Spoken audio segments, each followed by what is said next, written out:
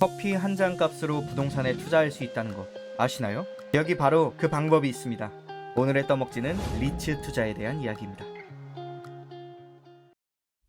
리츠란 투자자로부터 자금을 모아 부동산에 투자하고 운용 수익이나 매각 수익을 투자자에게 배당, 분배하는 것을 목적으로 운영되는 주식회사 형태의 부동산 간접 투자기구입니다. 리츠는 1960년 미국에서 처음 만들어졌는데요. 일반 투자자에게도 크고 다양한 수익형 부동산에 투자할 기회를 제공하기 위해 만들어졌다고 합니다. 고배당 조건의 안정적인 투자처를 만들어주기 위함이었죠. 1961년 최초의 리츠가 설립된 이후 성장을 거듭하며 2021년 현재는 전 세계적으로 최소 39개국이 리츠를 설립했으며 시가총액이 약 1조 7천억 달러에 이른다고 합니다.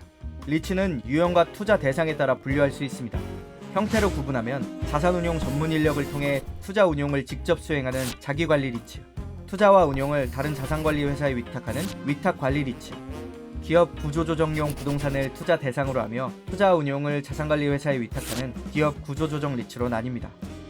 투자 대상에 따라서는 오피스 빌딩을 매입하여 임대를 주고 임대료를 받는 형태의 오피스 리츠, 물류센터와 창고 같은 산업용 부동산에 투자하는 인더스트리얼 리츠, 쇼핑몰이나 아울렛 같은 상업용 건물에 투자하는 리테일 리츠, 대규모 서버를 운영할 수 있는 데이터 센터에 투자하는 데이터 센터 리츠, 호텔이나 리조트에 투자해 각종 수익을 받는 형태의 로징 리츠 등이 있습니다.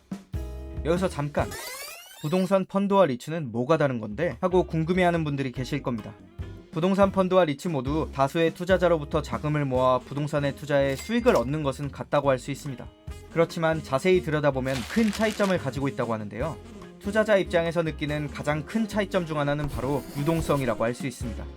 부동산 펀드는 실물 자산에 투자해 수익증권을 받아가는 형태지만 리츠는 부동산 투자회사에 투자하는 형태이기 때문인데요. 부동산 펀드의 경우 일반적으로 3에서 5년의 만기 폐쇄형 상품으로 펀드 청산 시점까지 환매가 불가능하지만 리츠의 경우 일반 주식처럼 매매가 가능한 점이 가장 큰 차이점이라고 할 수 있겠습니다. 또 다른 차이점은 바로 자산 배분에 따른 차이입니다. 부동산 펀드는 하나의 부동산 실물에 투자하기 때문에 집중 투자에 따른 리스크가 발생할 수 있는 반면 리츠는 다양한 부동산 자산에 분산 투자할 수 있어서 수익률 관리가 효율적인 점이 차이점이라고 할 수 있습니다. 이런 차이점으로 인해 리츠 투자는 주식과 펀드에 비해 뚜렷한 장점이 있는데요. 리츠는 중위험, 중수익의 투자입니다. 부동산의 가격이나 임대 수익 변동성이 주식보다는 떨어진다는 점과 의무 배당률이 높은 점 때문에 주식에 비교해 안정적으로 높은 배당을 기대할 수 있다는 점이 장점이죠. 소액으로 부동산에 투자할 수 있다는 점도 장점입니다. 상장 리츠에 투자할 경우 적게는 4,000원대에서 만원대에 이르기까지 소액으로 부동산 투자가 가능하죠. 또한 자금이 묶이는 부동산 매수와 달리 주식을 쉽게 사고 팔 수 있어 환금성이 높다는 점도 장점입니다. 부동산의 특성상 임대료 상승에 따라 배당 소득이 증대하거나 부동산의 가치 상승으로 추가 자본이득을 볼 수 있는 인플레이션 해지 효과도 큰 장점이라고 할 수 있습니다. 하지만 주의할 점도 분명히 존재합니다. 리츠는 부동산의 성질을 지니고 있기 때문에 부동산의 리스크를 떠나야 한다는 점이죠.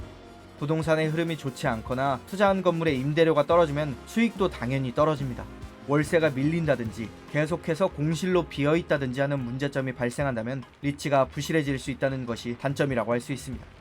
또한 한국과 미국에 상장되어 있는 리츠수를 비교해보면 한국에 상장되어 있는 리츠는 2021년 기준 15개인 반면 미국에 상장되어 있는 리츠는 220여 개로 상당히 큰 격차를 보이고 있습니다. 아직까지 한국에 상장된 리츠가 적기 때문에 선택의 폭이 좁다는 점 또한 단점이라고 할 수 있겠습니다. 각 기업에서는 리츠의 도입 목적을 일반인의 부동산 간접 투자 기회 제공, 건설 시장 활성화, 부동산 가격 안정, 부동산 산업 발전이라고 말합니다. 앞으로의 성장이 기대되는 리츠가 국내 부동산 시장에서 어떤 역할을 하게 될지 귀추가 주목됩니다.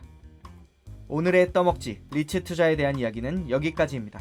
다음은 뭘 떠먹을까요?